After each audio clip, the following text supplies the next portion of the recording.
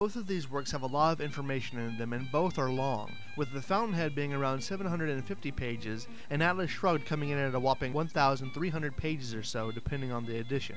Summarizing these works and the philosophies within them is a difficult task, so we'll look primarily at the major tenets of objectivism, and specifically how those are applied in real life.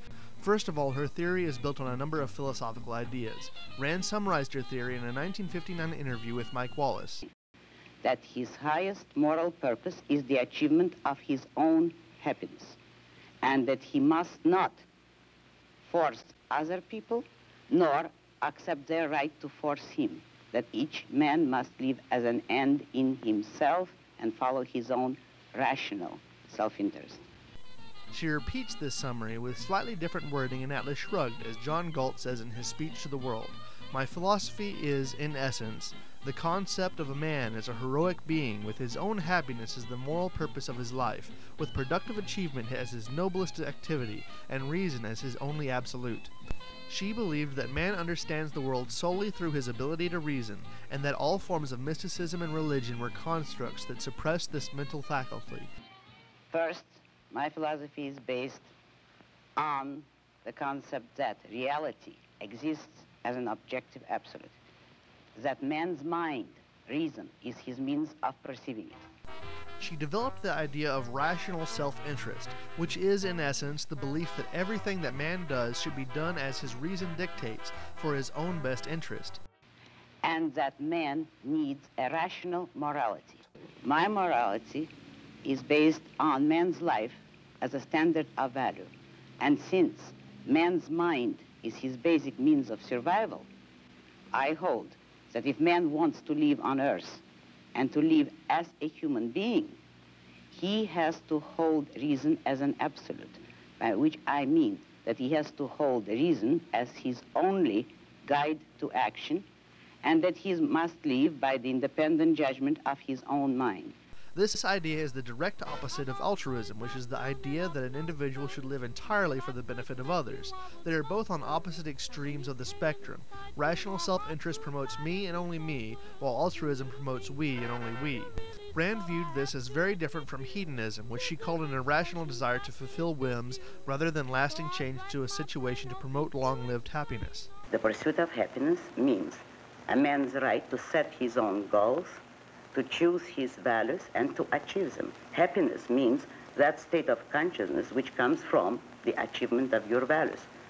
Now, what can be more important than happiness? But happiness does not mean simply momentary pleasures or any kind of mindless self-indulgence.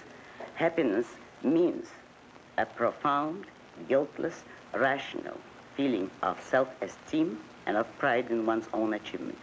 It means the enjoyment of life, which is possible only to a rational man on a rational code of morality. These basic principles have wide application in medicine, science, arts, and especially business and government. She was a proponent of pure capitalism, meaning that the government takes absolutely no role in regulating or containing business. She believed regulation deprived the world of a businessman's ingenuity. The role of government, she believed, was merely to protect the rights of every individual, such as property rights. To Rand, American political ideas held great promise, but it was a promise unfulfilled, as America has a mixed market and is not built on pure capitalism. And the economic system, which was the corollary of the American political system, was capitalism, the system of total, unregulated, laissez-faire capitalism. This was the basic principle of the American way of life, or the American political system. However, in practice, it has never yet been practiced. A total separation of government and economics had not been established from the first. It was implied in principle, but certain loopholes or contradictions were still allowed into the American setup and into the American Constitution, which permitted collectivist influences to undermine the American way of life, and today it is practically collapsing. She was unconditionally against communism and Nazism because she believed that every dictatorship and oppressive form of government is based on altruism, which is that every individual should give himself up for the state. Look at Russia. Communism is based on altruism. Look at Nazi Germany. The Nazis were more explicit than even the Russians in preaching self-sacrifice and altruism, and self-sacrifice for the state, for the folk, the people. Every dictatorship is based on altruism. When analyzing Bioshock and its relation to Ayn Rand and her philosophy, a few notable parallels are evident, particularly between the game world and Atlas Shrugged. The easiest connections are those between similarly named characters with similar circumstances. First and foremost is the parallelism between Ayn Rand herself and Andrew Ryan. They come from similar backgrounds and their names are very similar, almost anagrams of each other. Andrew Ryan is the chief engineer of the ideals of Rapture, ideals based on individuality, self-interest, and the ability to do as you wish. Ayn Rand is the creator of the ideals of Objectivism, based on the same concepts. Both are sworn capitalists, and both have a complete disdain for the mystical, religious, and irrational. Her two books, Atlas Shrugged and The Fountainhead, also have name parallels in Bioshock. The character Atlas is an obvious connection to Atlas Shrugged, and both represent the indignation of the hardworking man at the intrusions of the government into their lives and businesses. Fontaine, Atlas's real identity, corresponds with the Fountainhead. He is only concerned with his own well-being and happiness. He is a hard-working businessman who fights against the government when it tries to impede his progress. The Fountainhead is similarly an example of the struggle Rand saw between the individual and the state, between one man's ability to look for his own happiness and the attempts of others to stop him.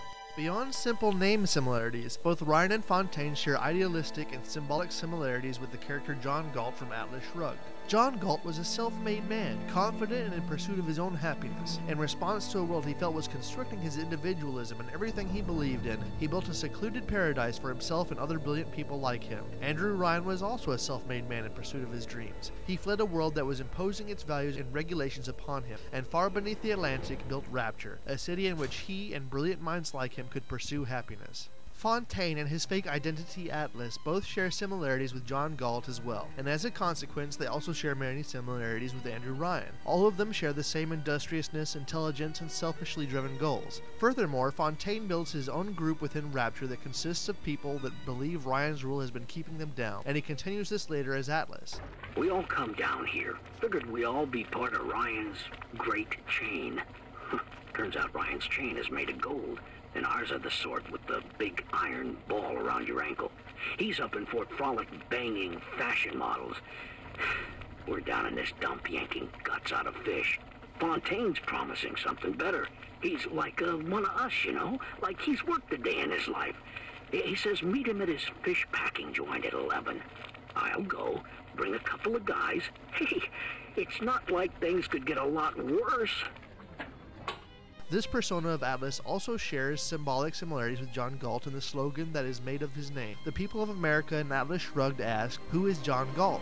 And the people of Rapture ask, "Who is Atlas?" Though there are some differences in context, it is clear that the player is supposed to draw connections between the characters of Bioshock and the characters of Ayn Rand's writings. With this understanding of the overt connections between the stories, it is easier to understand just what Bioshock is saying about objectivism. It is a critique that takes to task many of the elements of Rand's philosophy. Bioshock accomplishes this critique in many ways. First is the environment. Rapture is a model objectivist city.